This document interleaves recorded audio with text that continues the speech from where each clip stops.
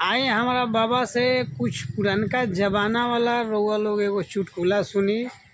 निर्गुण का माध्यम से जब तू निर्गुण में बा पुरनका आदमी के कितना दिमाग तेज होला, बुढ़ारी में का सजा होला, पहिले जीवित अवस्था में का करे के चाही, बुजुर्ग के सेवा उ लोग करत नहीं किया, मरला के बाद में कौन कौन आदमी कर्म करेला।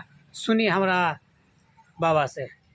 जियते न बात पूछे कौनो परानी, मुंगला पर जियता पिपरवा में पानी। पाकिट में दाम तबले 100 गो संघाती, हित कुटुंब परिवार बेटा नाती, अब मेहरी मर्द जाने जबले बा जवानी, मुंगला पर जियता पिपरवा में पानी।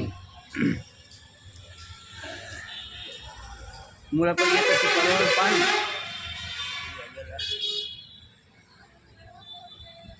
हाँ,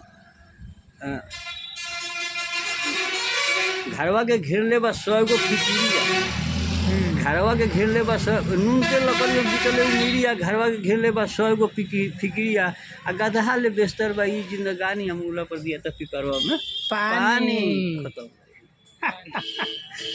नहीं, जियला में दिया था, मुंगला के बाद में दिया था पिपरवा में पानी। बांगला पर कोई नहीं खेदे जियत में। जब जियत में मंगाता तो बउआ एक लोटा पानी ले आओ तो बउआ गाँव घुमा के चल देता। पानी देवे के बात छोड़ी, जियते ना बात करे कौनो परानी। और जीता में भी कोई बात भी नहीं कर पावत, अपना माता पिता से, अपना परिवार के, अपना समाज के आदमी से।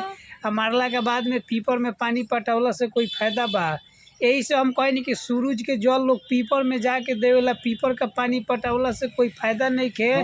बुजुर्ग आदमी के सेवा और मुंह में पानी पियाएम, वह फल के प्राप्ति मिली। वो आदमी से ज्ञान लेवे के चाही। जब क्या कितना सुंदर बात बाबा बोलनी हम सबके। युवा पीढ़ी के जे बा एकरे के जाने के बाद बुजुर्ग के साथे बैठम तो ज्ञान मिली, बुद्धि मिली। आज के जितना नवयुवक बा ओकरा बुजुर्ग से ही दुश्मनी हो गई बा। में तो बारे भाई, एक दिन बुढ़ापा सबके आई बबुआ, एक दिन बुढ़ापा सबके आई। हाँ, करिया केस उजर हो जाई है, मुँह के दांत टूटी जाई, नैन के जोत मलिन हो जाई है, हाथ में लाठी दियाई बबुआ, एक दिन बुढ़ापा सबके आई। अच्छा, ओकरा बाद आगे देखी, क्रियाक्रम जब खाट पर करब कोई ना देखे जाई, जौना मेहरी संगे संग नहीं भोलो उहो देखी के घिनाइए बबुआ, एक दिन बुढ़ापा सबके आई। कौनो अंग जब संग न दीही, कौनो अंग जब संग न दीही, ओ दिन बुद्धि भुलाई, कतना चाहब प्राण न निकसी, देहिया भार हो जाइए बबुआ, एक दिन बुढ़ापा सबके आई।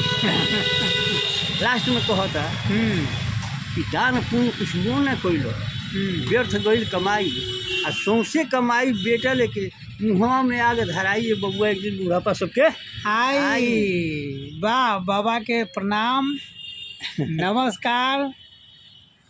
ये चैनल किसे माध्यम से बाबा बहुत शुद्ध हम सब के बीच में अच्छा शिक्षा देनी।